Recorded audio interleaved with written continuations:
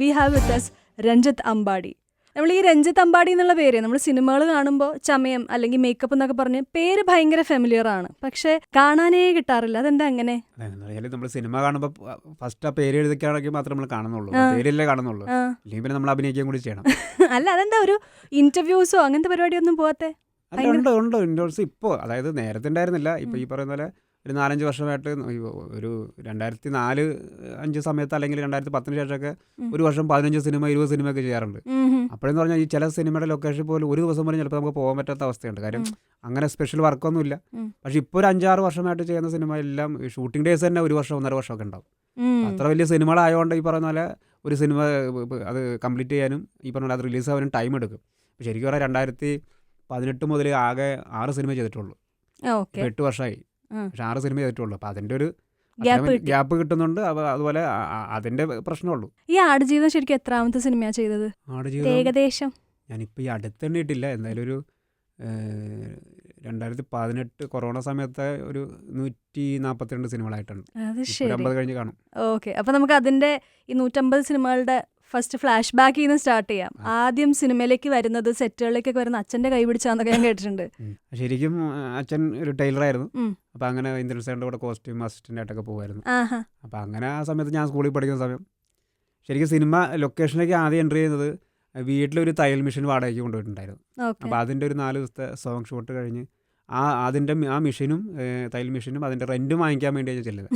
ഞാൻ അപ്പോഴാണ് അത് സിനിമ എനിക്ക് ഓർമ്മയുണ്ട്, മാനത്തെ വെള്ളിത്തേര്, ട്രിവാൻഡ്രത്ത് സ്റ്റുഡിയോയിലാണ്, ചിത്രാഞ്ജലി.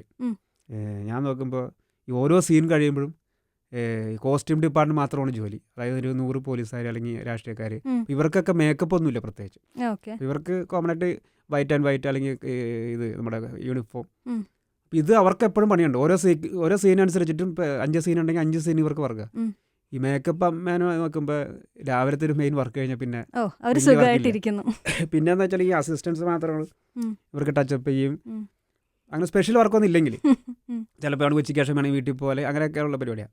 അപ്പോൾ അതിങ്ങനെ ഞാൻ നോക്കുമ്പോൾ ഇപ്പോൾ ഉള്ള അന്നത്തെ കുറേ സീനിയേഴ്സൊക്കെ ഞാൻ നോക്കുമ്പോൾ വെറുതെ ഇരുന്ന് ഉറങ്ങണതാണ്, രാവിലത്തെ ഉറക്കാണ്. അപ്പോൾ ഈ സത്യം പറഞ്ഞാൽ എനിക്കൊരു അസൂയ, അതായത് ഈ കോസ്റ്റ്യൂമിനേക്കാളും ബെറ്റർ മേക്കപ്പാണ്. വെറുതെ ഇരിക്കാമല്ലോ, രാവിലെ പോയിട്ട് പണി കഴിഞ്ഞാൽ വെറുതെ ഇരിക്കാമല്ലോ. അങ്ങനെ ഒരു ആഗ്രഹം കൊണ്ടാണ് ശരിക്കും മേക്കപ്പ് ആർട്ടിസ്റ്റായിട്ട് പോരാ. അങ്ങനെ ഞാൻ റഷീദിക്കയുടെ കൂടെ പല ആൾക്കാരത്തും ചാൻസ് ചോദിച്ചു. പിന്നെ സത്യം പറഞ്ഞാൽ ഇപ്പോൾ ഉറക്കില്ലാണ്ടായി. ഞാൻ ശരിക്കും അതാ ചോദിക്കാൻ വന്നത്. ഏറ്റവും ക്ഷമ വേണ്ട, കുറേ നേരം കുത്തിയിരുന്ന് പണിയെടുക്കുന്ന ഒരു പണി, അത് കണ്ടിട്ട് എങ്ങനെ ഇൻസ്പയർ ആയെന്ന് ഞാൻ ചോദിക്കാൻ വരായിരുന്നു. അന്ന് നമ്മൾ അങ്ങനെ വേറെ മേക്കപ്പിന്റെ വർക്കുകളൊന്നും കാണുന്നില്ല. ആകെ കാണുന്നത് മേക്കപ്പ് ആർട്ടിസ്റ്റ് ഇരുന്ന് പറഞ്ഞതും കാര്യം നമ്മൾ മേക്കപ്പ് റൂമിലോട്ട് പോകുന്നില്ല. അപ്പോൾ നോക്കുമ്പോൾ രാവിലത്തെ ഒരു മണിക്കൂർ കഴിഞ്ഞാൽ പിന്നെ അപ്പം ഞങ്ങൾ അങ്ങോട്ടും ഇങ്ങോട്ടൊക്കെ ഓടി നടക്കുമ്പോഴും പല ഡിപ്പാർട്ട്മെന്റ് വർക്ക് ചെയ്യുമ്പോഴും ഈ മേക്കപ്പ് ആർട്ടിസ്റ്റ് മാത്രം ഒരു കസേരയിൽ ജീവിതം. അപ്പൊ അത് മതി എന്ന് വിചാരിച്ചു. പട്ടണ റഷീദിന്റെ കൂടെയാണ് അസിസ്റ്റ് ചെയ്ത് സ്റ്റാർട്ട് ചെയ്യണത്. ഞാൻ അതിന് മുമ്പ് രാമകൃഷ്ണൻ എന്ന് പറഞ്ഞിട്ടാണ്, അദ്ദേഹം പില്ല മരിച്ചുപോയി. അതിനുശേഷമാണ് 98 മുതൽ. അപ്പോൾ ആ സമയത്ത് തൊട്ട് ഞാൻ റഷീദിയുടെ കൂടെ ഇങ്ങനെ ചാൻസ് ചോദിക്കുന്നുണ്ട്. അപ്പോൾ റഷീദ് വർക്ക് ചെയ്യുന്ന പല വർക്കുകളും ഞാൻ കോസ്റ്റ്യൂം അസിസ്റ്റൻ്റായിട്ട് വന്നിട്ടുണ്ട്. അപ്പം അങ്ങനെ 98 മുതൽ അദ്ദേഹത്തിന്റെ കൂടെ ഉണ്ട്. പട്ടണ റഷീദിനോട് ഒരു ആരാധന തോന്നുന്ന എന്തെങ്കിലും സ്പെസിഫിക് മേക്കപ്പോ എന്തെങ്കിലും അങ്ങനെ ഒരു ഇൻസ്പിറേഷൻ? ആ സമയത്ത് ഈ പൊന്തമ്മാട, വിധേയൻ, പിന്നെ നമ്മൾ നോക്കുമ്പോൾ മാഗസീനിൽ, അതുപോലെ നമ്മുടെ ഈ മനോരമ, അങ്ങനെ പല ചാനലിലും, അല്ലെങ്കിൽ ചാനലല്ല, ഈ ആഴ്ചപ്പതിവ് സൺഡേ സപ്ലിമെന്റ് ഒക്കെ ഉണ്ട്. അപ്പോൾ അതിലൊക്കെ സ്പെഷ്യൽ ഫീച്ചർ റഷീദിയെ കുറിച്ച് വരും. അതൊക്കെ നമുക്ക് ഭയങ്കര ആഗ്രഹം തോന്നിയായിരുന്നു, ഫാൻ ബോയ് ആയിട്ട് പോയത്. ഓക്കെ, പക്ഷെ ഞാൻ നോക്കുമ്പോഴേ ഈ പറഞ്ഞ ഏറ്റവും ആദ്യമായിട്ട് ഇൻഡിപെൻഡൻസ് സിനിമ ചെയ്തത് കാഴ്ചയാണ്. അതിറങ്ങിയിട്ട് തന്നെ ഒരു 20 വർഷമായി. അങ്ങനെ നോക്കുമ്പോൾ പ്രായം വെച്ച് നോക്കുമ്പോൾ അങ്ങോട്ട് ടാലി ആവുന്നില്ലല്ലോ. അപ്പൊ എത്ര വയസ്സിൽ തുടങ്ങി പരിപാടി? ഞാൻ സ്കൂളിൽ പഠിക്കുന്ന സമയത്തുണ്ട്, 10ാം ക്ലാസ് കഴിഞ്ഞപ്പോൾ തൊട്ട് സ്ഥിരമായിട്ട് വന്നു തുടങ്ങി. അപ്പൊ മുതലേ ഇറങ്ങി.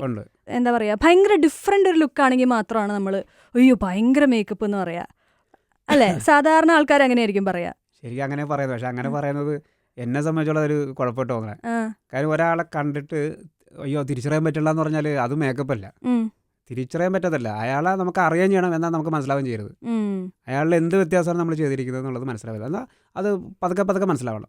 അല്ല, ഒരാളെ മാറ്റിയെടുക്കാനാണെങ്കിൽ ഒരു ഏതെങ്കിലും ഒരു തല്ലിപ്പൊളി വിഗും ഒരു കൂളിംഗ് ഗ്ലാസും വെച്ച് കഴിഞ്ഞാൽ ഒരു മനുഷ്യ തിരിച്ചറിയില്ല. ഇപ്പോൾ താടി വളർത്താത്ത ഒരാൾ താടി വെച്ച് കൂളിംഗ് ഗ്ലാസ് വെച്ചാൽ പോലും നമുക്ക് പെട്ടെന്ന് കണ്ടുപിടിക്കാൻ പറ്റില്ല. അങ്ങനെയല്ല, തിരിച്ചറിയാൻ പറ്റുമോ? ശരിക്കും അങ്ങനെ എല്ലാവരും പറയാം, അങ്ങനെ കണ്ടറിയില്ലോട്ടെന്ന് പറയും. സത്യം പറഞ്ഞാൽ എൻ്റെ ഒരു വർക്കൊക്കെ കണ്ടിട്ട് ഒരാൾ അങ്ങനെ പറഞ്ഞു കഴിഞ്ഞാൽ എനിക്ക് ഭയങ്കര വിഷമമാണ്. ആരും അത് ഭയങ്കര മോശമാണത്. കണ്ട ഇന്ന ആളാണെന്ന് അറിയണം. പക്ഷെ അയാളുടെ വ്യത്യാസം നമ്മൾ പതുക്കെ കണ്ടുപിടിക്കാൻ പാടുള്ളൂ. സാധാരണ പ്രേക്ഷകരെ സംബന്ധിച്ച് ഒരു മേക്കപ്പ് ആർട്ടിസ്റ്റ് എന്ന് പറഞ്ഞു കഴിഞ്ഞാൽ സെറ്റിൽ വരുന്നു, മേക്കപ്പ് ഇടുന്നു, പോകുന്നു, സെറ്റിൽ വരുന്നു, മേക്കപ്പ് ഇടുന്നു, പോകുന്നു. ഇതായിരിക്കില്ലല്ലോ. ഇതിന് മുമ്പ് ഷൂട്ടിംഗ് സ്റ്റാർട്ട് ചെയ്യുന്നതിന് മുമ്പ് ഒരു മേക്കപ്പ് ആർട്ടിസ്റ്റിന്റെ വർക്ക് എന്തൊക്കെയാണ്? ഇപ്പം അങ്ങനെയുള്ള വലിയൊരു സിനിമയൊക്കെയാണ് നമ്മൾ അതിൻ്റെ സ്ക്രിപ്റ്റ് മൊത്തം വായിക്കും.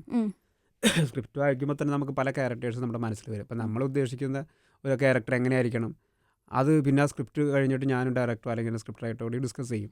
അപ്പോൾ ഏകദേശം നമ്മളെല്ലാം ചിന്തിക്കും. കാര്യം ആ ഡയറക്ടറൊപ്പം നമ്മൾ നേരത്തെ വർക്ക് ചെയ്തിട്ടുണ്ടെങ്കിൽ നമുക്ക് മനസ്സിലാവും അദ്ദേഹത്തിൻ്റെ എഴുത്ത് കാര്യങ്ങൾ. അപ്പം നമ്മളെല്ലാവരും ചിന്തിക്കുന്നത് ഏകദേശം ഒരുപോലെ ആയിരിക്കും. അപ്പം അങ്ങനെ ഒരു രൂപത്തിന് പറ്റിയ ഒരു ആർട്ടിസ്റ്റിനെ കണ്ടുപിടിക്കും. അപ്പം മെയിൻ ആർട്ടിസ്റ്റൊക്കെയാണ് ഓൾറെഡി നമ്മൾ ഫിക്സ് ചെയ്തിട്ടുണ്ടാവും മെയിൻ ബാക്കിയുള്ള ക്യാരക്ടേഴ്സ്. അപ്പോൾ നമുക്ക് അങ്ങനെ 1-2 ഏജ് 2 കാലഘട്ടമൊക്കെ ഉണ്ടെങ്കിൽ നമുക്ക് ആർട്ടിസ്റ്റ് ചെയ്താൽ അയാൾക്ക് സ്യൂട്ടാവും. അങ്ങനെ ഒരുപാട് ഡിസ്കഷൻ കഴിഞ്ഞ് പിന്നെ നമ്മൾ അങ്ങനത്തെ ഒരു വർക്ക് ഉണ്ടെങ്കിൽ നമ്മൾ അങ്ങനെ ഒരു ലുക്ക് ടെസ്റ്റും കാര്യങ്ങളും പിന്നെ കുറച്ചുകൂടി ലുക്ക് ടെസ്റ്റ് ചെയ്തതിന് മുമ്പ് നമ്മൾ സ്കെച്ച് പരിപാടിയൊക്കെ ചെയ്യും. അപ്പം അങ്ങനെ ശരിക്കും പറഞ്ഞാൽ ഇപ്പോൾ പറഞ്ഞില്ലേ, ഇപ്പോൾ ഈ ആടുജീവിതം തന്നെ 2012 ഷൂട്ട് ചെയ്യാൻ നമ്മൾ ആലോചിച്ചതാണ്. പക്ഷേ 2008 മുതൽ ഇതിൻ്റെ പിന്നിൽ എല്ലാവരും ഉണ്ട്. അപ്പോൾ ശരിക്കും അപ്പോഴൊരു 4 വർഷം നമുക്ക് ഈ സിനിമയെക്കുറിച്ചുള്ള ഡിസ്കഷനും ഇതിനെക്കുറിച്ചുള്ള കാര്യങ്ങളാണ്. പക്ഷേ 12 എന്നുള്ളത് 18 ഈ 18 ആയപ്പോഴും നമ്മൾ ഇതിൻ്റെ വർക്കുകൾ നടന്നുകൊണ്ടിരിക്കുക. ശരിക്കും എനിക്ക് തോന്നുന്നത് അത്രയൊരു ഗ്യാപ്പ്, അത്രയും ഒരു സമയം കിട്ടിയതുകൊണ്ടാണ് നമുക്ക് മാക്സിമം ബെറ്റർ ആക്കാൻ പറ്റിയത്. ഈ സ്കെച്ച് ആർട്ടിസ്റ്റിന്റെ കാര്യം പറഞ്ഞ പോലെ അത് മേക്കപ്പ് മാന് ഏറ്റവും സപ്പോർട്ട് ചെയ്യുന്ന ഒരാളാണെന്ന് തോന്നുന്നു. അതുപോലെ വേറെ ആരൊക്കെയുണ്ട്? ഒരു മേക്കപ്പ് ആർട്ടിസ്റ്റിന്റെ ടീമിൽ ആരൊക്കെ ഉണ്ടാവും? ഫസ്റ്റ് സ്കെച്ച് കാര്യങ്ങൾ ചെയ്യുന്നുണ്ടാവും. പിന്നെ ഈ പറയുന്ന പോലെ നമുക്ക് കൂടുതലായിട്ട് ഈ പ്രോസ്തെറ്റിക്കിൻ്റെ മെറ്റീരിയൽസ് കാര്യങ്ങൾ നമ്മൾ അവരായിട്ട് ഡിസ്കസ് ചെയ്യും. കാര്യം ഇങ്ങനത്തെ മെറ്റീരിയൽ നമുക്ക് ഇത്ര ക്വാണ്ടിറ്റി കിട്ടും, അല്ലെങ്കിൽ നമുക്ക് ബൾക്കായിട്ട് കിട്ടും, അങ്ങനെയൊക്കെയുള്ള ഡിസ്കഷൻ ഓൾറെഡി സ്കെച്ച് ചെയ്യുന്നപ്പോൾ നമ്മൾ വർക്ക് ചെയ്യും. പിന്നെ അതുപോലെ തന്നെ നമ്മൾ ആ ക്യാരക്ടറിന് വേണ്ട ഹെയർ സ്റ്റൈല്, അപ്പോൾ അങ്ങനെയുള്ള വിഗ് ആയിരിക്കും. അപ്പോൾ പല ടൈപ്പ് വിഗ് മേക്കേഴ്സ് ഉണ്ട്. പുറത്തുള്ള ആളുകളുണ്ട്, മുംബൈയിലുണ്ട്, ചെന്നൈയിലുണ്ട്. അപ്പോൾ നമുക്ക് ആ സ്റ്റൈലിൽ അല്ലെങ്കിൽ ആ ഹെയറിന് അല്ലെങ്കിൽ അങ്ങനത്തെ ഒരു ലുക്കിന് പറ്റി എങ്ങനെ നന്നായിട്ട് ഹെയർ ചെയ്യാൻ പറ്റിയ ആളുകളുണ്ട്. അപ്പോൾ അവരായിട്ട് ഡിസ്കസ് ചെയ്യുക. ഇതൊക്കെ നമ്മൾ ഈ ആർട്ടിസ്റ്റിനൊക്കെ കാണുന്നതിന് മുമ്പുള്ള ജോലികളാണ്. ഇതെല്ലാം ഒത്ത് കഴിഞ്ഞിട്ടാണ് നമ്മൾ സ്കെച്ചും പൂർത്തിയായതിനു ശേഷമാണ് ആർട്ടിസ്റ്റായിട്ട് മീറ്റ് ചെയ്യുന്നത്. ഈ എല്ലാ സിനിമകൾക്കും സ്കെച്ച് ചെയ്യുമോ അതോ കുറേയൊക്കെ അങ്ങനെ പൊക്കോളൂ? അല്ല, നമുക്ക് ഈ ചില ക്യാരക്ടേഴ്സ് നമുക്കറിയാം. ഇപ്പോൾ ഈ ഓഡിയൻസിനായിക്കോട്ടെ, നമ്മുടെ സിനിമയിലുള്ള ഡയറക്ടർ ഉണ്ടാവും, എന്നാൽ പോലും പലർക്കും അവരുടെ മനസ്സിലൊരു രൂപം ഉണ്ടാവുള്ളൂ. ഇത് എങ്ങനെയായിരിക്കും നമ്മൾ ഇതിൻ്റെ ഔട്ട്പുട്ട് എന്തായിരിക്കും നമ്മൾ ചെയ്യാൻ പോകണമെന്നുള്ളത് അത് കാണിക്കാൻ വേണ്ടിയിട്ടാണ് നമ്മൾ സ്കെച്ച് ചെയ്യുന്നത്. പക്ഷേ ഒരിക്കലും സ്കെച്ച് ചെയ്യുന്ന പോലെ ഒരിക്കലും നമുക്ക് വരയ്ക്കാൻ പറ്റില്ല. അപ്പോൾ നമ്മൾ വർക്ക് ചെയ്യുന്ന പോലെ അത്രയും ഡീറ്റെയിൽ ചിലപ്പോൾ സ്കെച്ചിലും കിട്ടില്ല. അപ്പോൾ നമ്മൾ സ്കെച്ച് ചെയ്യുമ്പോൾ അത് സ്കെച്ചായിട്ട് തന്നെ ഫീൽ ചെയ്യും. അപ്പോൾ അതുകൊണ്ട് അവർക്ക് നമുക്കൊരു ഔട്ട്ലുക്ക് കിട്ടാൻ വേണ്ടി മാത്രം, അപ്പോൾ ആർട്ടിസ്റ്റിനെ കാണുമ്പോഴും ഇതായിരിക്കും എന്നുള്ള കാണിക്കാൻ വേണ്ടി, ഒരു ബേസിക് ഐഡിയ കിട്ടാൻ വേണ്ടിയിട്ട്. ഈ സ്കെച്ചുകളൊക്കെ ചെയ്തതല്ലേ ഏറ്റവും കൂടുതൽ സ്കെച്ച് പല ഐഡിയാസിൽ വരയ്ക്കേണ്ടി വന്നത് ഏത് ക്യാരക്ടറിന് വേണ്ടിയായിരിക്കും? നമ്മൾ ഈ ആഡിയോത്തിന് വേണ്ടി ട്രൈ ചെയ്തു. കാര്യം വെച്ചാൽ അത് സമയം കിട്ടി നമുക്ക് ഒരുപാട്. അപ്പോൾ നമ്മൾ ഓരോ സ്കെച്ച് ചെയ്യുമ്പോഴും നമ്മളല്ലാതെ ഇപ്പോൾ സാധാരണ നമ്മൾ ആർട്ടിസ്റ്റിനായിരിക്കും നമ്മൾ ഒരു ലുക്ക് ടെസ്റ്റൊക്കെ ചെയ്യുന്നത്. പക്ഷേ നമ്മൾ ഈ സിനിമയ്ക്ക് നമ്മൾ ഈ പൃഥ്വിരാജിനെ അല്ലാതെ തന്നെ അതേപോലത്തെ ഒരാൾക്ക് നമ്മൾ വേറെ ഐഡിയാസ് അല്ലെങ്കിൽ വേറെയുള്ള പുറത്തുള്ള ആളുകളെ വെച്ച് നമ്മൾ കുറേ ലുക്ക് ചെയ്തിട്ടുണ്ടായിരുന്നു. ലുക്ക് ടെസ്റ്റ് ചെയ്തായിരുന്നു. ആ ലുക്ക് ടെസ്റ്റ് ചെയ്ത് അതിലൊരു ഫൈനലായതിനു ശേഷമാണ് നമ്മൾ രാജുലേക്ക് ചെയ്തു തുടങ്ങിയത്. ഇന്നിപ്പോൾ നമ്മൾ നേരത്തെ ഇൻ്റർവ്യൂലൊന്നും പറയില്ലായിരുന്നു, കാര്യം അതിൻ്റെ ഒരു സസ്പെൻസ് പൊളിയണ്ടെന്ന് വെച്ചിട്ട്.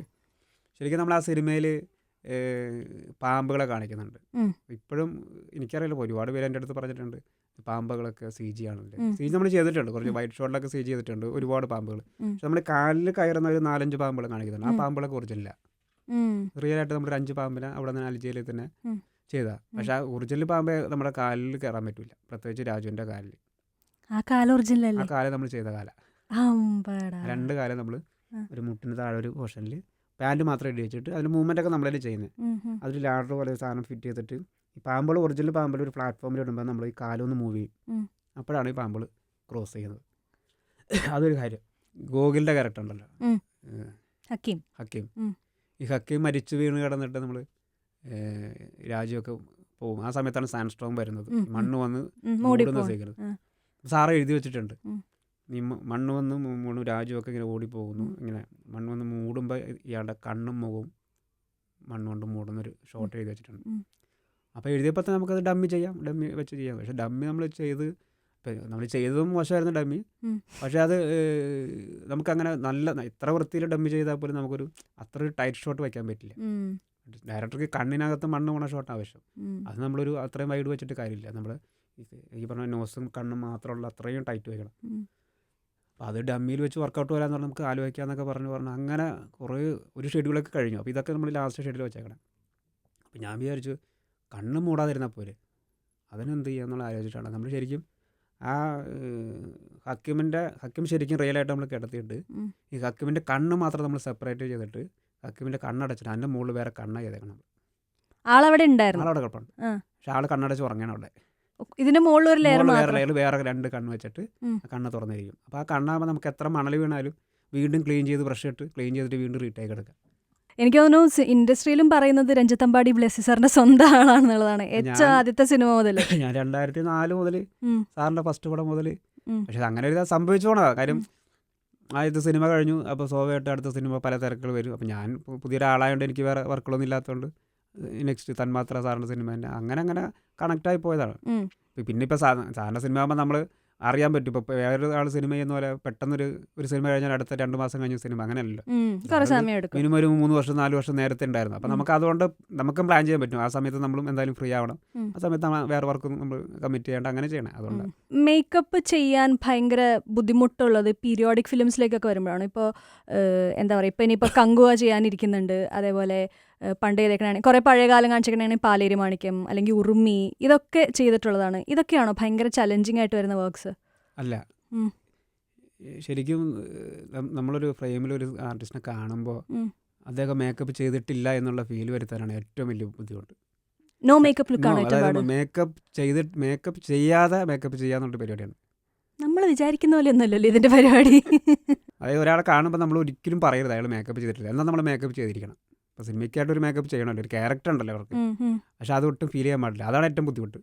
പീരിയോഡിക് സിനിമകൾക്ക് വേണ്ടിയിട്ട് ഈ റെഫറൻസ് ഒക്കെ എടുക്കാൻ വേണ്ടിയിട്ട് അതിന് എന്താണ് ഹോംവർക്ക് ചെയ്യുന്നത്? ഇപ്പോൾ ഒരു 10-100 വർഷം മുമ്പ് വരെയുള്ള കഥകളൊക്കെ പറഞ്ഞാണ് ചെയ്യുന്നത്. എവിടെ നിന്നാണ്, എന്താണ് അതിൻ്റെ ഹോംവർക്കൊക്കെ? ഒരുപാട് കാലത്ത് നമ്മൾ പുറകോട്ട് പോകുമ്പോൾ അത് കുറച്ച് എളുപ്പമാണ്. കാര്യം ഒരുപാട് പേര് കണ്ടു കാണില്ല. അപ്പം നമുക്ക് നമ്മുടേതായിട്ടുള്ളൊരു ആ കാലഘട്ടം അനുസരിച്ച് അല്ലെങ്കിൽ ആ ആർട്ടിസ്റ്റിന് ആപ്റ്റായിട്ടുള്ള ലുക്ക് അങ്ങനെ ചെയ്യാൻ പറ്റും. നമ്മളിപ്പോൾ ഒരു എല്ലാ ക്യാരക്ടേഴ്സ് ഈ പറയുന്ന നമ്മൾ അങ്ങനെ റെഫറൻസ് എടുത്തിട്ട് ചെയ്യുന്നതല്ല. നമ്മുടെ ഒരു ഐഡിയ, പിന്നെ ആ സിനിമയ്ക്കും ആർട്ടിസ്റ്റിനും അത് മാച്ച് ആവുന്നുണ്ടോ, അങ്ങനെയാണ് കൂടുതൽ ചെയ്യാറ്. ഈ ഹൊറർ സിനിമകൾ അല്ലെങ്കിൽ പീരിയോഡിക് സിനിമകൾ. അപ്പോൾ ഇതൊക്കെ ആണ് നമ്മുടെ മേക്കപ്പിൻ്റെ ഒരു ഇത് പഠിക്കാനുള്ള കാര്യങ്ങൾ. അന്ന് അസിസ്റ്റൻ്റ് നിൽക്കുന്ന സമയത്താണ്. അപ്പോൾ ആ സമയത്ത് ഒരു നമ്മുടെ മലയാളത്തിൽ ഒരു ആ വർഷത്തെ മികച്ച മേക്കപ്പിനുള്ള ഒരു അവാർഡ് ഒരു ആർട്ടിസ്റ്റിന് കിട്ടി, മേക്കപ്പ് ആർട്ടിസ്റ്റിന്. അപ്പോൾ എന്തായാലും ആ സിനിമ കാണുമല്ലോ, കാര്യം നമ്മളൊരു മേക്കപ്പ് ആർട്ടിസ്റ്റ് ആണല്ലോ. അപ്പോൾ എന്താണ് ആ സിനിമയിലുള്ള വർക്ക് എന്നുള്ള അറിയാൻ വേണ്ടി സിനിമ പോയി കണ്ടു. സിനിമ കണ്ടിട്ട് എനിക്ക് സിനിമയൊക്കെ ഇഷ്ടമായി, പക്ഷേ ഈ മേക്കപ്പിന് എന്തിനാണ് അവാർഡ് കൊടുത്തതെന്ന് ഒന്നും മനസ്സിലായില്ല. ഇതെനിക്ക് ഈ സംശയം കുറേ വർഷങ്ങളുണ്ടായിരുന്നു. ഞാൻ എന്നിട്ട് ഈ മേക്കപ്പ് ആർട്ടിസ്റ്റിനെ കണ്ടപ്പോൾ ചോദിച്ചു, ചേട്ടാ ആ സിനിമയ്ക്ക് മേക്കപ്പ് ഇങ്ങനെ അവാർഡ് കിട്ടിയില്ല, അപ്പോൾ എന്താണ് അത്, അതിനകത്ത് എന്താണ് സ്പെഷ്യൽ വർക്ക്? ഞാൻ സിനിമ കാണാത്ത പോലെ പുള്ളിയുടെ അടുത്ത് അഭിനയിച്ചു. കാര്യം എനിക്ക് മോശമല്ലേ, ഞാൻ കണ്ടില്ല ചേട്ടാ, എന്താണ് അതിൻ്റെ എന്ത് വർക്കായിരുന്നു ചോദിച്ചു. അദ്ദേഹം പറഞ്ഞു വെച്ചാൽ ഞാനൊരു 10-100 സിനിമ ചെയ്തിട്ടുണ്ട്, പക്ഷേ എനിക്ക് ആ സിനിമയിലും ചെയ്യാത്തൊരു വർക്ക് ഞാൻ ഇതിൽ ചെയ്തിട്ടില്ല. എന്തുകൊണ്ടാണ് എനിക്ക് ആ സിനിമയ്ക്ക് തന്നതെന്ന് എനിക്ക് ഇപ്പോഴും മനസ്സിലായിട്ടില്ല. അപ്പം അതും കൂടി പറഞ്ഞപ്പോൾ പിന്നെ ആരുടെ അടുത്തും ചോദിക്കാനില്ലല്ലോ. പിന്നെയും കുറേ വർഷം കഴിഞ്ഞ് ആ വർഷത്തെ ജൂറി ചെയർമാനായിട്ട് ഞാനൊരു ഡയറക്ടർ ഒരു സിനിമ ചെയ്തപ്പോൾ ഞാൻ കുറച്ച് ദിവസം കഴിഞ്ഞപ്പോൾ വീട്ടിൽ പോയി ചോദിച്ചപ്പോൾ അദ്ദേഹം പറഞ്ഞൊരു ഉത്തരം, ആ സിനിമയിൽ ആർക്കും മേക്കപ്പ് ചെയ്തിട്ടില്ല, അതുകൊണ്ടാണ് ബെസ്റ്റ് മേക്കപ്പിനുള്ള അവാർഡ് ആ പടത്തിന് കിട്ടിയത്. ശരിക്കും ആ സിനിമയിൽ മേക്കപ്പ് ചെയ്തിട്ടില്ല. ആ സിനിമ ഞാൻ പറയാം, മധുര നൊമ്പരക്കാറ്റ് എന്നുള്ള സിനിമ. സംയുക്ത വിജയ് മേനോന് മേക്കപ്പ് ചെയ്തിട്ടില്ല. ജൂറി കണ്ടുപിടിച്ച്, അതായത് ആ ക്യാരക്ടറിന് കറക്റ്റാണ്, അവർക്ക് അവരുടെ മേക്കപ്പ് അതാണ് ആ വർഷത്തെ മികച്ച മേക്കപ്പിനുള്ള അവാർഡ് എടുത്തത്. അല്ല, നമ്മളും ഇങ്ങനെ ഓരോന്നൊക്കെ കാണുമ്പോഴേ നമ്മുടെ മൈൻഡിൽ, പ്രേക്ഷകർ എന്നുള്ള മൈൻഡിൽ ഇത് ഭയങ്കര മേക്കപ്പ് തന്നെ, അപ്പോൾ ഇതിന് കൊടുത്തത് ഓക്കെ, പക്ഷേ ഇതിപ്പോൾ സാധാരണ കാണുന്ന പോലെ തന്നെ ഉണ്ടല്ലോ, ഇതിന് എന്തിനു മേക്കപ്പിന് അവാർഡ് കൊടുത്തു എന്നുള്ളത് നമ്മൾ കേട്ടിട്ടുണ്ട്. നമ്മുടെ ഈ നാഷണൽ അവാർഡ് ബെസ്റ്റ് ആക്ട്രസ് ഉള്ള നാഷണൽ അവാർഡ് മാധവിക്ക് ആ വർഷം പോയിട്ടുണ്ടായിരുന്നു. അപ്പോൾ അതുകൊണ്ട് അവർ കണ്ടുപിടിച്ചത്, അതായത് അവർ ലിപ്സ്റ്റിക് ഉപയോഗിച്ചിട്ടുണ്ടായിരുന്നു ത്രൂ ഔട്ട് ആ ക്യാരക്ടറിൽ. ശരിക്കും അങ്ങനെ ഒരു ക്യാരക്ടർ ഉപയോഗിക്കൽ ഒരിക്കലും അവരൊറ്റ കാരണം കൊണ്ടാണ് നാഷണൽ അവാർഡ്. അവരുടെ ആ ഒരു സിറ്റുവേഷന് ചേരാത്ത പോലെ വന്നിട്ടല്ലേ. കമ്മിങ് ബാക്ക് ടു പീരിയോഡിക് സിനിമകൾ, നമ്മളിപ്പോൾ ഈ പറഞ്ഞ പോലെ ഒരു 10-200 വർഷം വരെ മുമ്പുള്ള സിനിമകളൊക്കെ ചെയ്യുന്നത് ഓക്കെ, പക്ഷെ ഇനി വരാനിരിക്കുന്ന സൂര്യയുടെ ബ്രഹ്മാണ്ഡ ചിത്രം കങ്കുവ, അതൊരു 1000 വർഷം മുമ്പത്തെ സ്റ്റോറിയാണെന്നൊക്കെ പറയുന്നു. അത് എന്താണ് അത് ശരിക്കും പറഞ്ഞാലേ അത് എളുപ്പം നമുക്ക് ആണോ? കാര്യം എങ്ങനെയാണെന്ന് ആരും വന്ന് നമ്മുടെ പറയില്ല. ഇപ്പൊ നമ്മൾ പറയില്ല ഇദ്ദേഹം ഈ ക്യാരക്ടർ ഇങ്ങനെയായിരുന്നു, 1000 വർഷം മുമ്പ് ആൾക്കാർ ഇങ്ങനെയായിരുന്നു. അപ്പൊ ഇത് നമ്മുടെ ഇഷ്ടത്തിന് ചെയ്യാം. അതുകൊണ്ട് ശരിക്കും ഒരു ഫാന്റസി അത്. അതുകൊണ്ട് നമുക്ക് ശരിക്കും അങ്ങനത്തെ സിനിമകൾ വർക്ക് ചെയ്യാനുള്ള ഒരു ഫ്രീഡം ഡയറക്ടർ തന്നുകൊണ്ട് നല്ല ഈസി എന്ന് പറഞ്ഞാൽ ശരിക്കും നമ്മൾ സിനിമ കാണുമ്പോഴും ഈ ആ ലൊക്കേഷനൊക്കെ ആളുകൾ വന്ന് കാണുമ്പോൾ ഇത് കോസ്റ്റ്യൂം മേക്കപ്പ് ഇത് ഒരു രക്ഷയില്ല പണി. ഞങ്ങൾ വെളുപ്പിന് 3 മണിക്ക് സ്റ്റാർട്ട് ചെയ്യും വർക്കൊക്കെ. അപ്പോൾ എൻ്റെ കൂടെ സാധാരണ ഒരു സിനിമയ്ക്കൊക്കെ നമ്മൾ മലയാള സിനിമയ്ക്കാണെങ്കിൽ ഒരു 5 പേര് 6 പേരൊക്കെ നമ്മുടെ ഗ്രൂപ്പിൽ കാണും. മാക്സിമം ഒരു 10 12 ആവും. പക്ഷെ ആ സിനിമയ്ക്ക് 58 പേരുണ്ടായിരുന്നു നമ്മുടെ കൂടെ, മേക്കപ്പ് ടീം മേക്കപ്പ് ടീം മാത്രം. ഈ 58 പേര് നമ്മളൊരു 3 മണിക്ക് സ്റ്റാർട്ട് ചെയ്തതാണ് രാവിലെ ഒരു 8:30 9 മണിക്കൊക്കെ ഷൂട്ട് സ്റ്റാർട്ട് ചെയ്യാൻ പറ്റുള്ളൂ. ശരിക്കും പറഞ്ഞാൽ നമ്മളൊരു വലിയൊരു ഉത്സവം പോലെയാണ്. എങ്ങനെയാണ് ഈ കങ്കുവയിലേക്ക് ഇങ്ങനെ എത്തി? ഒരു മേക്കപ്പ് ആർട്ടിസ്റ്റ് ഒറ്റയ്ക്ക് വിളിച്ച് ചെയ്യാൻ പറ്റുന്ന ഒരു വർക്കല്ല. അപ്പോൾ അങ്ങനെ ഒരു വലിയൊരു ടീമായിട്ട് തന്നെ വേണം. അങ്ങനെ ഒരു പുറത്ത് മുംബൈയിൽ നിന്ന് പുറത്തൊക്കെ അന്വേഷിച്ചപ്പോൾ ഈ പറയുന്ന പോലെ ഒരു വർഷമൊക്കെ ഒരു സിനിമയ്ക്ക് നിൽക്കാൻ പറ്റിയ അങ്ങനെ ഒരു ടീമും അവർക്ക് കിട്ടാനില്ല. അങ്ങനെ പല പേരും പോയി പിന്നെ അവർ ഈ റീസെൻ്റ്ലി നാഷണൽ അവാർഡ് കിട്ടിയ ആളുകളൊക്കെ സെർച്ച് ചെയ്തു. അപ്പോൾ നമ്മുടെ റഷീദക്കയുടെ പേരൊക്കെ അന്ന് വന്നിരുന്നു. അപ്പോൾ അതുപോലെ വന്ന കൂട്ടത്തിൽ അപ്പോൾ അവർ അന്വേഷിച്ചപ്പോൾ നമ്മൾ ഈ ആടുഗീതം കഴിഞ്ഞിട്ട് വേറെ ഒന്നും ചെയ്തിട്ടില്ല. അത് ആ സമയത്ത് സലാർ ചെയ്തുകൊണ്ടിരിക്കുക. അപ്പോൾ ഒരു വർഷത്തിലൊരു സിനിമ ഉള്ള രീതിയിൽ പൊയ്ക്കൊണ്ടിരിക്കുക. അങ്ങനെയാണ് ശരിക്കും പറഞ്ഞാൽ കങ്കുവ കമ്മിറ്റ് ചെയ്തതിന് മുമ്പ് ഞാൻ കുറേ സിനിമകൾ മലയാളത്തിൽ കമ്മിറ്റ് ചെയ്തു. പക്ഷേ ഇത്രയും വലിയ വർക്കായതുകൊണ്ട് അത് പതുക്കെ ഒഴിവാക്കിയിട്ട് അതിൻ്റെ കൂടെ. പക്ഷേ 1.5 വർഷം ഷൂട്ടുണ്ടായിരുന്നു. സൂര്യ ആയിട്ടുള്ള ആദ്യത്തെ സിനിമയാണെന്ന് തോന്നുന്നു അല്ലേ? അതെ. എങ്ങനെയുണ്ട് എക്സ്പീരിയൻസ്? ഞാൻ ഷൂട്ട് തുടങ്ങി ഒരു 4 ദിവസം കഴിഞ്ഞിട്ടാണ് അദ്ദേഹം ജോയിൻ ചെയ്തത്. വന്നപ്പോൾ തന്നെ നമ്മുടെ എല്ലാ ക്യാരക്ടേഴ്സും ലുക്കും കാര്യങ്ങളും ചെയ്ത സീനുകളൊക്കെ കുറച്ച് പുള്ളി കണ്ടിരുന്നു. അപ്പോൾ അതിനുശേഷം പുള്ളി ക്യാരവനിൽ പുറത്ത് വരുന്നു. അങ്ങനെ എന്നെ ഒരാൾ പരിചയപ്പെടുത്തി, ഒരു ഫോട്ടോഗ്രാഫർ എന്നെ പരിചയപ്പെടുത്തും, ഇതാണ് നമ്മുടെ മേക്കപ്പ് ആർട്ടിസ്റ്റ്. അപ്പോൾ പുള്ളി അപ്പോൾ തന്നെ നമ്മൾ ഓൾറെഡി ലുക്കൊക്കെ കണ്ട സ്ഥിതിക്ക് രഞ്ജിത്ത് എന്ന് പറഞ്ഞ് കൈയൊക്കെ തന്നു. അപ്പോൾ തന്നെ നമ്മൾ കണ്ട വഴി തന്നെ ഷേക്ക് ഹാൻഡൊക്കെ തരുന്ന പറഞ്ഞു. അത് ഞാൻ അങ്ങോട്ട് സംസാരിച്ചു. പുള്ളി ചോദിച്ചു എവിടെ കേരളമാണോ എന്നൊക്കെ ചോദിച്ചു. ആ സമയത്താണ് നമ്മുടെ ഇത് ആടുഗീതത്തിന് ട്രെയിലർ നമ്മൾ ലീക്കായ ദിവസമാണ്, 2 ദിവസം മുമ്പ് ലീക്കായത്. അപ്പോൾ അവർ കണ്ടു കാണും. അപ്പോൾ ഞാൻ പറഞ്ഞു ഇങ്ങനെ ആടുഗീതം എന്നുള്ള സിനിമ ഇപ്പോൾ ചെയ്തിട്ടുണ്ടെന്ന് പറഞ്ഞു. അതായത് പുള്ളി ഷോട്ടിന് പോയ അദ്ദേഹം തിരിച്ചു വന്ന് വീണ്ടും ഷെയ്ക്കാൻ എന്ന് പറഞ്ഞ് ഞാൻ മിസ് ചെയ്ത സിനിമയാണ്. അപ്പോൾ എനിക്കറിയാം പണ്ട് ഈ സിനിമ നമ്മൾ വിക്രത്തിന് വെച്ച് ആലോചിച്ചു, അതുപോലെ സൂര്യ വെച്ച് ആലോചിച്ചു. അപ്പോൾ ഇവരത്തൊക്കെ സ്ക്രിപ്റ്റ് പറഞ്ഞിട്ടുണ്ട്. ഈ ബ്ലിസാറ് പോയി സ്ക്രിപ്റ്റ് പറയുന്ന സമയത്ത് എനിക്കറിയാം. അപ്പോൾ ഇവരത് പറയുകയും ചെയ്തു, ഞാൻ മിസ് ചെയ്തൊരു സിനിമയാണെന്ന് പറഞ്ഞിട്ട്. അത് കഴിഞ്ഞ് അങ്ങനെ 2 പ്രാവശ്യം, അതായത് നമ്മൾ ഒന്ന് ജസ്റ്റ് കാണാന്ന് നിൽക്കുന്ന സമയത്താണ് 2 പ്രാവശ്യം വന്ന് ഇങ്ങോട്ട് വന്ന് ഷെയ്ക്കാൻ്റെ വരിക. നമുക്കൊരു അവാർഡ് കിട്ടിയ പോലെ. പിന്നെ അത് മാത്രമല്ല ഡെയിലി പിന്നെ അങ്ങനെ പുള്ളി വരുന്നിടത്തും പോകുന്നിടത്തും ഈ പറഞ്ഞ ഒരുപാട് ഡയറക്ടേഴ്സ്, അദ്ദേഹത്തിൻ്റെ വൈഫ് ജ്യോതിയൊക്കെ വന്ന സമയത്തൊക്കെ നമ്മളെ വിളിച്ചു വരുത്തി മൊത്തം നമ്മളെ പരിചയപ്പെടുത്തുക. അപ്പോൾ അതൊക്കെ അപ്പോൾ അവിടെ തന്നെ ഇൻട്രസ്റ്റ് ഉള്ളവർ പറയുന്നുണ്ട്. പുള്ളി അങ്ങനെ നമ്മുടെ അടുത്ത് പോലെ അങ്ങനെ ആരുടെ സംസാരിക്കാറ് പോലും ഇല്ല. അപ്പം എൻ്റെ അടുത്ത് എന്തൊക്കെ ചോദിക്കുമ്പോൾ ഇവർ ചോദിക്കും എന്താ ചോദിക്കുന്നത്. ഓക്കെ. ഈ കങ്കുവ ഈ പറഞ്ഞ കാസ്റ്റിൻ്റെയോ ബാക്കി സ്റ്റോറിയുടെ ബാക്ക്ഗ്രൗണ്ട് മാത്രമല്ല 38 ലാംഗ്വേജസിൽ റിലീസ് ചെയ്യുന്നുണ്ട് ഞാൻ കേട്ടു. 3D റിലീസ് ചെയ്യാണെന്ന് ഞാൻ കേട്ടു. ഈ 3D റിലീസ് ചെയ്യുമ്പോൾ മേക്കപ്പ് ആർട്ടിസ്റ്റിന് അതിലെന്തെങ്കിലും വ്യത്യാസം വരുന്നുണ്ടോ വർക്കിൽ? ഭയങ്കര ഡീറ്റെയിലിംഗ് വരും. നമ്മുടെ കണ്ണുകൊണ്ട് കാണുന്ന പോലെ ആയിരിക്കില്ല. നമ്മുടെ കണ്ണിന് പോലും കാണാൻ പറ്റുന്ന ഒരുപാട് കാര്യങ്ങൾ സിനിമയിൽ സ്വാഭാവികമായിട്ട് കാണാൻ പറ്റും. പക്ഷേ 3D കൂടി ആകുമ്പോൾ അത് കുറച്ചുകൂടി, അപ്പോൾ അതിനുള്ള വർക്ക് നമ്മൾ ചെയ്തിട്ടുണ്ടാവില്ല.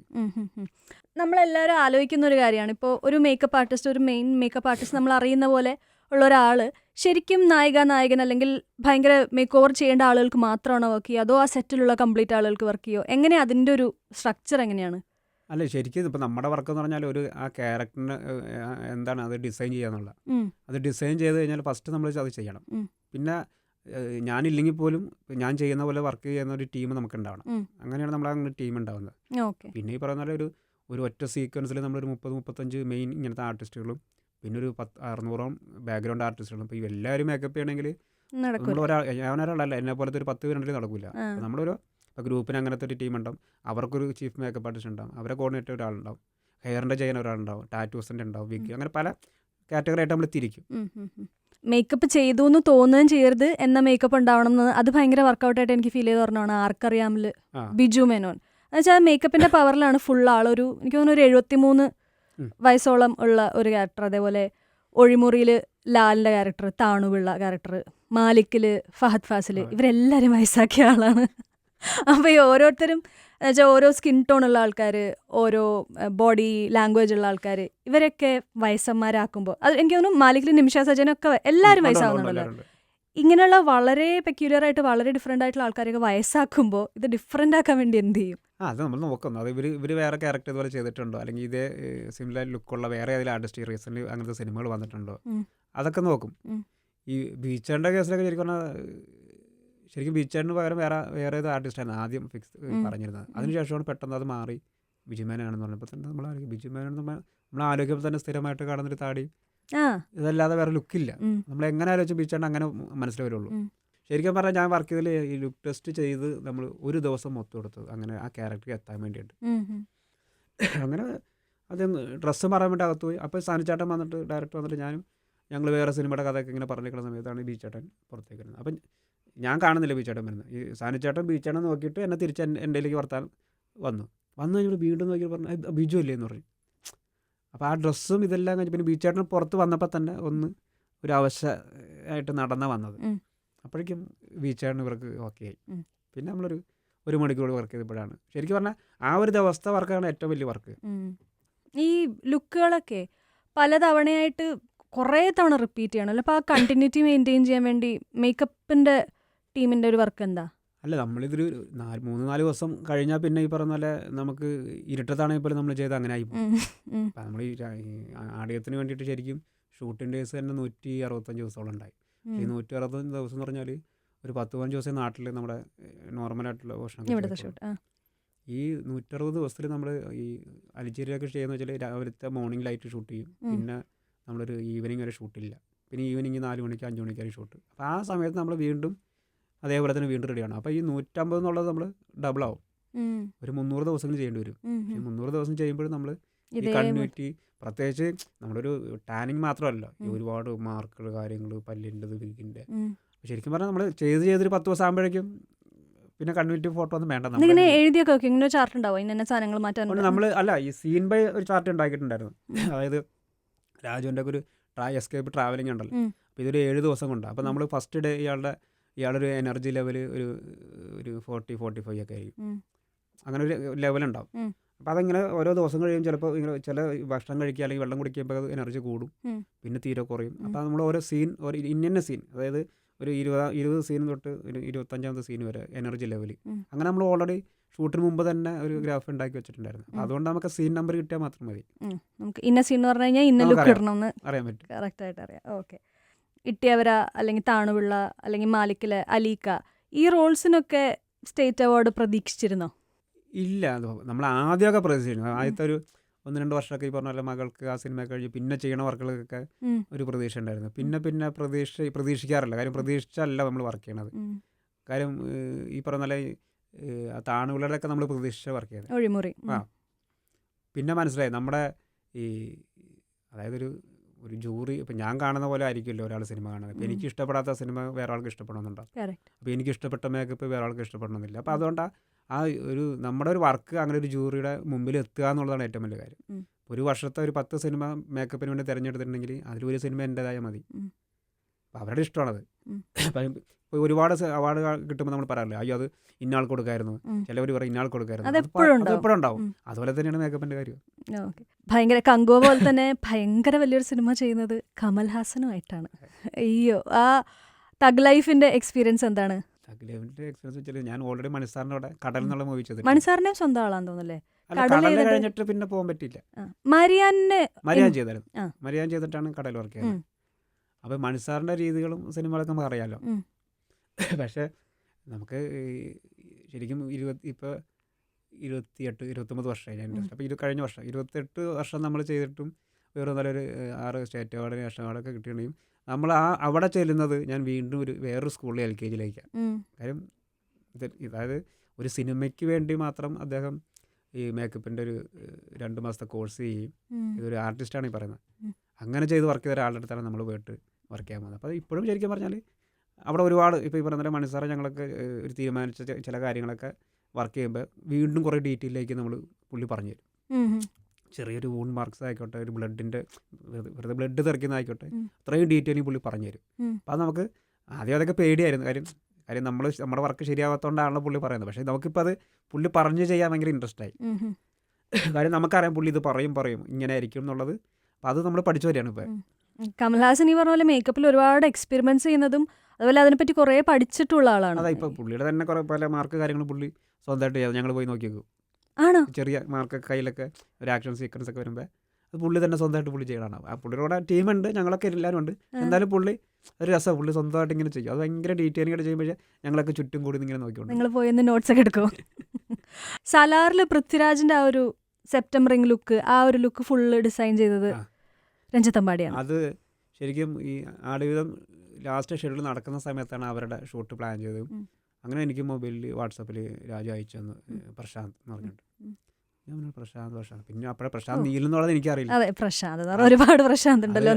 ഞാൻ രാജനെ വിളിച്ചു ചോദിച്ചു എപ്പോഴാണ് വിളിക്കണ്ടേ, ഇന്ന് ഈവനിങ്ങിനെ വിളിക്കണമെന്ന് ചോദിച്ചു. അപ്പോൾ പ്രശാന്ത് മാത്രമേ പേരുള്ളൂ.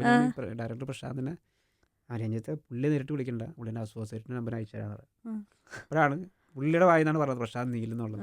അപ്പോഴേ എനിക്ക് മനസ്സിലായി സിനിമ എന്നുള്ളത്. അങ്ങനെ അപ്പോൾ എനിക്ക് മനസ്സിലായി എന്തായാലും ഒരു വർക്കല്ലേ. ഞാൻ അങ്ങനെ ഒരു അസോസിയേറ്റോട് സംസാരിച്ച് അപ്പോൾ ക്യാരക്ടർ എനിക്ക് മനസ്സിലായി ഇങ്ങനത്തെ. അപ്പോൾ ഞാനൊരു സ്കെച്ചൊക്കെ ചെയ്ത് അയച്ചു കൊടുത്തു. അപ്പോൾ ആ സ്കെച്ചിൽ അവർ ഒരു തിരുത്തോലും പറഞ്ഞിട്ടില്ല. സാധാരണ നമ്മൾ സ്കെച്ച് അയച്ചാൽ ചെറിയൊരു വ്യത്യാസങ്ങൾ പറയും, ചിലപ്പോൾ 2-3 ചെയ്യേണ്ടി വരും. ഞാനപ്പോൾ തന്നെ രാജുവിന് മെസ്സേജ് കൊടുത്തു. പുള്ളി ഡയറക്ടർക്ക് ഓക്കെയാണ്. രാജുവും കണ്ടു. രാജുവിന് എനിക്കും ഓക്കെയാണ്, അവർക്കും ഓക്കെയാണ്, നമുക്കും ഓക്കെയാണെന്ന് പറഞ്ഞു. അങ്ങനെയാണ് നമ്മൾ വർക്കിലോട്ട് പോകുന്നത്. അതുപോലെ ഒരു ഐക്കോണിക് ലുക്കായിരുന്നു ഇത്തിക്കരപ്പാക്കി കായംകുളം കൊച്ചുണ്ണിയിൽ. ആ ലുക്കിനെ പറ്റി അത് ശരിക്കും നമ്മൾ ആ ക്യാരക്ടർ ആദ്യം ശരത് കുമാർ ആയിരുന്നു. അങ്ങനെ ശരിക്കും ഒരു ക്യാരക്ടർ വേണ്ടി ഇത്രയധികം ആർട്ടിസ്റ്റുകൾ കാസ്റ്റ് ചെയ്യണത് ആദ്യമായിട്ടാണ്. ആദ്യം ഷൂട്ട് തുടങ്ങുന്നതിന് മുമ്പ് തന്നെ ശരത് കുമാർ ആയിരുന്നു.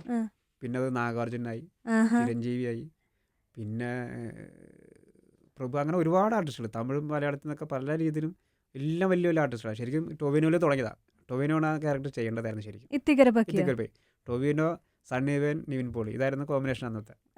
അന്ന് ടൊവിനോയുടെ കുറച്ച് തിരക്കും ഗോദ സിനിമയൊക്കെ ഉള്ള സമയത്താണ്.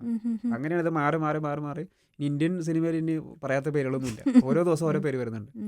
അപ്പോൾ ഇത് ഷൂട്ട് തീരാറായി, ഈ ഇത്തിക്കരപ്പൈയുടെ ഡേയ്സായി. ഈ ക്യാരക്ടർ നമുക്കെന്ന് പറയാം ഓരോ ആടത്തിൽ വരുമ്പോൾ നമ്മൾ ഓരോ സ്കെച്ചും കാര്യങ്ങളും ചെയ്തുകൊണ്ടിരിക്കുക, ഓരോരുത്തർക്കനുസരിച്ച് മാറ്റണമല്ലോ. അങ്ങനെ ഞാൻ റോഷൻ ചേട്ടൻ നേരിട്ട് വെച്ചു, ചേട്ടൻ ആരാ. അപ്പോഴാണ് നെക്സ്റ്റ് ന്യൂസ് ഉള്ളത്, സൂര്യ ആവാൻ സാധ്യതയുണ്ട്. അന്ന് ഈ തമിഴ് പടം ചെയ്തിട്ടുണ്ട്, ഈ നമ്മുടെ ഹവോൾഡാറിൻ്റെ തമിഴ് പടം 36 വയതിനല്ലേ മുതൽ സൂര്യ അപ്പോൾ ഇത് ചെയ്തതാണ്. അപ്പം നമ്മുടെ ലൊക്കേഷൻ വിസിറ്റിംഗ് എന്നുള്ള രീതിയിൽ കാസർഗോഡ് 2 പേരും വരുന്നുണ്ട്, ജ്യോതികയും സൂര്യ. അപ്പം എൻ്റെ അടുത്ത് പറഞ്ഞു നാളെ കഴിയട്ടെ. അപ്പോൾ എനിക്ക് മനസ്സിലായി ഇവരായിരിക്കും ഇനി, കാര്യം വെറുതെ വിസിറ്റേ ഇല്ല. അത് കഴിഞ്ഞ് 2 ദിവസം കഴിഞ്ഞിട്ട് അറിയണത് അവരും അല്ല. അങ്ങനെയാണ് ലാൽ സാറിലേക്ക് ഇവർ എത്തണത്. അപ്പോൾ ഡേയ്സ് ഇല്ല, ഒരു 2 ദിവസം കഴിഞ്ഞാൽ ഷൂട്ട് വച്ചിരിക്കുക. അങ്ങനെ ഞാനും ധന്യ കോസ്റ്റ്യൂമിൻ്റെ ധന്യയും നമ്മുടെ ഡിക്സൺ ചേട്ടനെ കൂടിയിട്ട് ഞങ്ങൾ മുംബൈക്ക്, അന്ന് നീരാളി ആ സിനിമ ഷൂട്ട് നടക്കുക. ഞങ്ങൾ അവിടെ പോയിട്ടാണ് ലുക്ക് ടെസ്റ്റ് ഒക്കെ ചെയ്തത്. അപ്പോൾ ഓൾറെഡി അവിടുത്തെ ഒരു ലുക്ക് ഉണ്ടല്ലോ, അപ്പോൾ അത് നമുക്കത് മാറ്റാൻ പറ്റില്ല, വലിയൊരു താടിയൊക്കെ ഉണ്ട്. പക്ഷെ അത് കളയാതെ തന്നെ നമ്മുടെ ലുക്കിലേക്ക് നമ്മൾ അവിടെ തന്നെ വർക്ക് ചെയ്ത് ഡയറക്ടർക്ക് ഫോട്ടോസ് വീഡിയോസൊക്കെ അയച്ചു കൊടുത്തു. അങ്ങനെയാണ് അത് അതിലേക്ക് എത്തുന്നത്. ശരിക്കും അത് പെട്ടെന്ന് സംഭവിച്ചതാണ്. ഓക്കെ, ഈ താടിയുടെ കാര്യം പറഞ്ഞപ്പോഴാണ് ചാർലി ഇറങ്ങിയപ്പോൾ അതിൽ ഒരുപാട് കാര്യങ്ങൾ ക്ലിക്കായി, ഭയങ്കരമായിട്ട് കോസ്റ്റ്യൂംസ് ആയാലും ലുക്കായാലും എല്ലാം ഉണ്ട്. അതിൽ താടിയും ഭയങ്കര ഐക്കോണിക്കായിരുന്നു. അതിൽ വേറെ എന്തെങ്കിലും പണിയൊക്കെ എടുത്തിട്ടുണ്ടോ? അതായത് നമ്മൾ കുറച്ച് എക്സ്ട്രാ പീസുകൾ വെച്ചിട്ടുണ്ട് നമുക്ക്. കാര്യം അത്രയും ഫില്ലായിട്ടൊരു താടി അങ്ങനെ വരില്ല. അതിനുവേണ്ടി നമ്മൾ പീസുകൾ ഇടയ്ക്ക് വെച്ചിട്ടുണ്ട്. അത് മാത്രമല്ല നമ്മൾ ശരിക്കും വലിയ താടി അതിന് ശേഷമാണ് നമുക്ക് ഒരു ഇൻട്രോ ഷൂട്ട് ചെയ്യാൻ വേണ്ടിയിട്ടൊക്കെ ഇരുന്നത്. നമ്മൾ അങ്ങനെ തന്നെ ഷൂട്ട് ചെയ്തത്. നമ്മൾ ധനുഷ്കോടിയിൽ വെച്ചിട്ടാണ് ലാസ്റ്റ് ഇൻട്രോ ഷൂട്ട് ചെയ്യണത്. അപ്പോൾ ശരിക്കും വലിയ താടിയായി. അപ്പോൾ അതിന് വേണ്ടിയിട്ട് വെയിറ്റ് ചെയ്തത്. പക്ഷേ നമ്മൾ ഷൂട്ടെല്ലാം കഴിഞ്ഞു. ഈ കമ്പട്ടിപ്പാടം എന്നുള്ള സിനിമയ്ക്ക് വേണ്ടിയിട്ട് ഫുൾ ക്ലീൻ ഷേവ് ചെയ്തിട്ട് ലുക്കർ പോയി അവിടെ ഷൂട്ടിങ് സ്റ്റാർട്ട് ചെയ്തു. പക്ഷേ മാർട്ടിൻ ചേട്ടന് നമ്മുടെ ഇൻട്രോ സീൻ കണ്ടിട്ട് പുള്ളിക്ക് ഒരു തൃപ്തിയായിട്ടില്ല. അപ്പോൾ റീഷൂട്ട് ചെയ്യാന്നുള്ള പ്ലാനിങ്ങിലെത്താൻ. അപ്പോഴാണ് കമ്പട്ടിപ്പാടത്തിൽ പുള്ളി താടി പോയി. അപ്പോഴേക്കും അങ്ങനെ ശരിക്കും നമ്മൾ ആ ഇൻട്രോ കണ്ട ഫുൾ ഡീറ്റെയിലൊന്നും കാണിക്കുന്നില്ല. പക്ഷേ ആ ഇൻട്രൊഡക്ഷൻ വേണ്ടിയിട്ട് നമ്മൾ അതേപോലത്തെ ഫുൾ താടി നമ്മൾ ചെയ്തിട്ടാണ് പടത്തിൽ ഷൂട്ട് ചെയ്തേക്കുന്നത്. ഓക്കെ, അത് മാത്രമല്ല ഈ ഒറിജിനൽ താടി ഉണ്ടായിരുന്നു, അതൊക്കെ കേളൊക്കെ സെപ്പറേറ്റ് ചെയ്തിട്ടുണ്ടോ? അത് അങ്ങനെ തന്നെയാണ്? ഇല്ല, നമ്മളെ വെച്ചങ്ങനെ പീസ് തന്നെ കേളായിക്കണം. ഓക്കെ, അതുകൊണ്ട് അങ്ങനെ ഫീൽ ചെയ്യണത്. കാര്യം ഈ ഫ്രണ്ട് പോർഷൻ ഇവിടുന്ന് അടിയിൽ നിന്ന് വരുന്ന ലെങ്ത് അതെല്ലാം എക്സ്റ്റൻഷൻ പീസുകളാണ്. അത് ശരി. ഓക്കെ, നമുക്ക് ഇൻബോൺ ആയിട്ടൊരു മിനിമം വരയ്ക്കാനെങ്കിലും അറിയണ്ടേ? ഇല്ല, എനിക്കറിയില്ല. പിന്നെ ഇത് ബേസിക്കലി ഒരു തരം പെയിന്റിംഗ് ഒക്കെ പോലെ ചെയ്യുന്ന കാര്യമല്ലേ? പറഞ്ഞാൽ എൻ്റെ കുറേ ലോണുകൾ വരെ റിജക്റ്റ് ആയിട്ടുണ്ട്. കാര്യം ഈ 10 സൈൻ ഉണ്ട്, 10 തരത്തിലുണ്ട്. ആ ആളാണ് ഇപ്പൊ കറക്റ്റായിട്ട് ഒരേ മേക്കപ്പിലേക്ക് കറക്റ്റായിട്ട് വരയ്ക്കുന്നത്.